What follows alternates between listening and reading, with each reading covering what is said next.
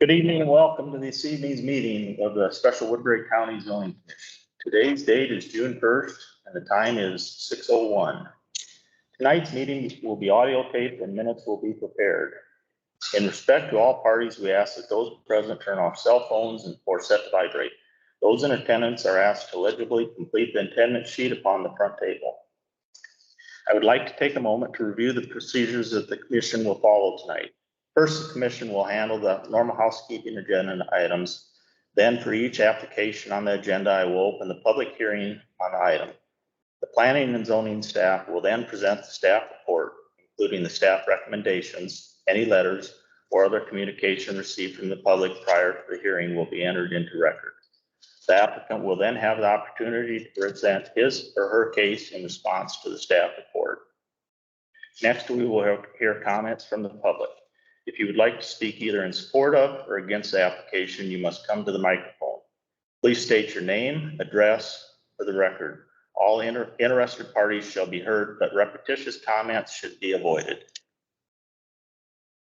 Repetitious or irrelevant comments may be ruled out of order by the chair. I ask that you remain respectful and courteous with your comments at all times.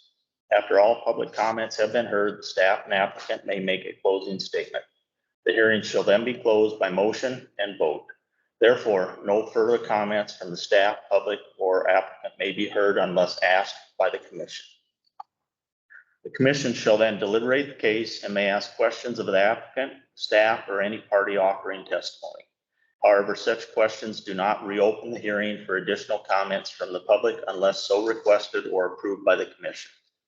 The commission will then formulate and vote on a motion. The motion will be typically either granted or denied the requested application. Any commission member who has an ex parte communication to place in the record of this meeting should do so prior to the beginning of the deliberation of the respective agenda item. First item on the agenda, we'll move to is call to order. Second, roll call. Just for the record, all commissioners are here, except for the chair, Christine Zemmerzan. Move on to number 3, public comment on matters not on the agenda. Seeing none. Number 4, items of business. It's a public hearing, Williams Third Strike, second edition minor subdivision proposal. Twice, I'll state that it's open. And The public hearing. Public hearings will open on this, and we'll hear from Dan Priest. Okay, the proposal before you tonight is a 1-lot minor subdivision in a 3.59 acre portion of section 3, township 89 north, range 46 west of the Concord Township. It's in the southeast quarter of the southwest quarter and the southwest quarter of the southeast quarter on parcel number 894603400006. The parent parcel is located about 3.4 miles east of Sioux City and is not subject to extraterritorial review. The property is located in the Agricultural Preservation Zoning District and is not located in the floodplain. The property owners are Mark E. Williams and Lori A. Williams. Property address is 1741 110th Street, Sioux City, Iowa, 51106. This proposal is basically a 1-lot minor subdivision for the purpose of dividing the house off of the parent parcel. It's being split off basically to sell the house off, and the remainder will be part of a farming operation. I did run this through county attorney's office, and the ag exemption would apply for the remaining portion of this. The proposal, of course, has been properly noticed in the Sioux City Journal's legal section. The neighbors within 1,000 feet have been duly notified. And the appropriate stakeholders, including government agencies, utilities, organizations, have been requested to comment. The county engineer found the proposal in compliance with Iowa code closure requirements and found that the lots have adequate access. Extraterritorial review as referenced was not required in this case. The lot does contain the well And the property owner, as stated in the record, is working with the Siouxland District Health Department in terms of defining where a specific proper location would be according to their setbacks, as well as relative to this newly drawn property line. The applicant was requested to stake it out so that they would know exactly the proximity of where to locate this future system. The existing system did fail at time of transfer, and so they would be required under Siouxland District Health protocols to retire the system, remove the tank and fill under what their protocols would be. And an old leach field would basically be abandoned, decommissioned, and so the goal is that all the assets would be located on the lot that would be drawn from this respective proposal. Both Paige Nelson and myself were out at the site at least last week to kind of help me, as well as the other folks, get an understanding of where this new system would be located. The other issue that you've probably seen in the packet is there is an electrical line, NIPCO, that does go through the respective property. There is an easement there. And what Paige Nelson from Siouxland District Health put in the record on the district health letterhead is actually a signed statement from Chad Bartham of NIPCO relaxing their easement requirements for the purpose of the installation of the system. In the record, you kind of saw initially where they had made the statement that here is an easement, you don't want it in the easement. And so the property owner, applicant group reached out to NIPCO and talked and led to an on-site discussion with Chad Bartham was out at the site with us and did, in a sense, relax the easement under that written statement directly to Siouxland District Health. So it's a document prepared by Siouxland District Health that they signed off on to allow a system to be within that respective zone.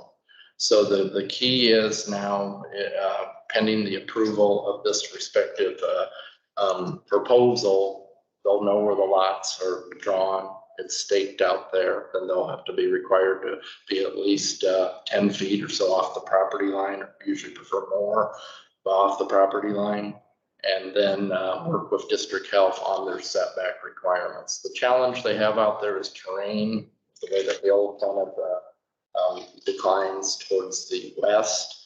And so their system locations are very limited, and where there's various options that the health department is working on relative to the well being kind of close to the front of the house, is my understanding. So they've got so much room that you legally can put a septic tank from the access to the well water. So kind of to address those respective issues, I see that being sorted out in the realm of Siouxland District Health, and they're permitted, as well as it being staked out now based on the surveyor putting a line in there. A couple documents that are being introduced into the record that are laid out before you is a statement from Dan Kreiner, who's working with the applicant through this process. And it shows where the stake is and kind of his comments as the stake has been put in and the location of that respective septic tank. The other document is a smaller size version of the final plat. They did bring in a big version of the final plat too. There was one change, my understanding is down in the title spot, and the plat that you were given was actually missing the signature line for David Wilberdine, who's the surveyor here. And the recorder's office had pointed that out and said to reintroduce this for the record for you all for this proceeding. So with that said, staff is comfortable to recommend that this be approved, saying that the requirements can be met. Okay. Before we go on any further, I guess I'd like to point out that I did have a conversation with Mr. Williams. All it amounted to is directing him to the planning and zoning office for their help in moving forward with this. Nothing really was discussed other than telling him how to get some help on it. Moving on, I guess we'll, do we have anybody from Mr. Williams or anybody present that would like to speak and address the issue or? Any of the members, commission have any questions for?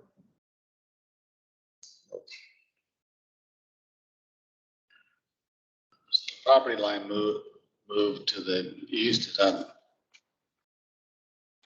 that correct? What's the question? Just from the original thing to the new, the property line was moved to the east, is that correct? The west property line? Yes.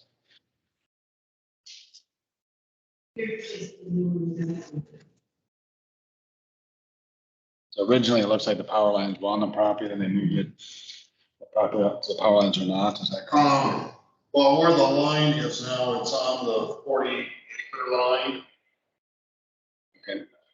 For one, and then secondly, the surveyor wanted to move the property line to the east, so that the overhang from the NIPCO power line would stay on Mark Williams' property to the west. And when we visit with the NIPCO, they wanted us to be at least 16 feet off of the, 16 feet off the line. And I think your regulations are we need to be at least 10 feet from the property line. So I think in moving the line a little bit closer,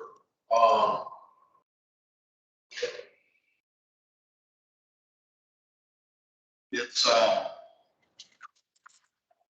just against where it got drawn out on these two drawings.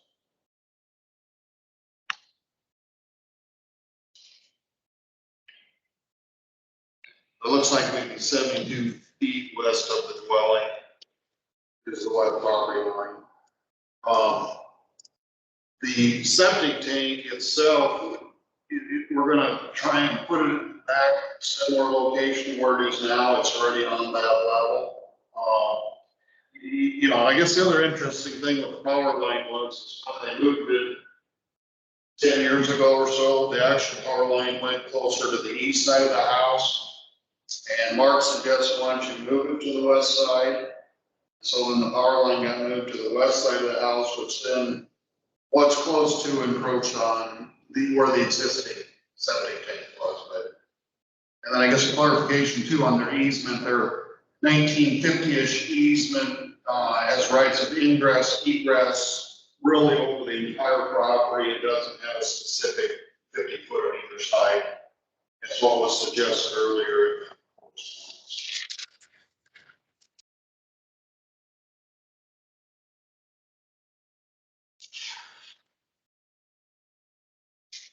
And this agreement then also with Siouxland District Health would carry forward for upkeep and maintenance.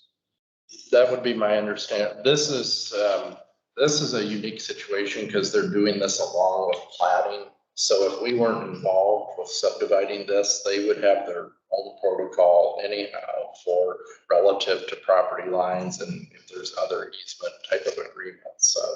So that would fit with the reliance of NIPCO being okay with that. And that agreement really evolved from what Dan said on there not being so much of a specific where they with the ingress egress out to the whole lot. So that basically states that they're okay with it at that location, recognizing that they still have an easement. They were told to mark it off, so it's very clear if there is any maintenance, that if they were to come on the site, that they're able to see it, see where that square area or that location is, where the system would be. Looking at the elevation out there, kind of anecdotally, they're likely not going to drive up on the hill, so there's kind of a distinguishing location where it's actually better to be further west than to the east, where the system would likely be located. So, and I guess I understand that on the easement, it wasn't directly written, like you said, with a specific area. But it's not going to create a 50-foot easement by changing this. Yeah, define it. It's just, they're allowing this, the same. They have the right to go on either one of them 48-foot pieces, wherever they want. Yeah. This is, I think, an 1853. Right, and so I guess all I'm asking, you're not changing that easement, it's gonna stay similar to what it is. Like Dan said, you know, if they were to come in and repair that line, they'd probably be coming in from the west. You wouldn't want to come from the top of the hill from the house back. Kind of informally, the topography there would, in a sense, protect the system, because there's no way you'd want to drive a truck right in that spot. Any other questions or concerns? Commission. Okay. Okay, we'll go ahead and close the public hearing. Take a motion. I have a motion. Motion by Barb. Do I have a second? By Cory. All those in favor say aye. Aye. All those opposed, same. Hearing none, motion carries. Any further discussion? Questions, comments of the commission? Concerns? Don, do I hear a motion? I'll make a motion to recommend approval of the Williams third strike second edition as proposed. We have a motion by Jeff. Do I have a second? Second by Barb. All those in favor say aye. Aye. All those opposed, same. Hearing none, motion carried. That's all we need. Thank you for coming. Appreciate it. Moving on to number 5, public comment on matters not on the agenda. So let's see any of that. Moving on, any commission comment or inquiry? Moving on to staff update, we probably. The only staff update I have at this point is we will have a meeting this month. We do have an agenda item in the hopper, so we will have another meeting this month.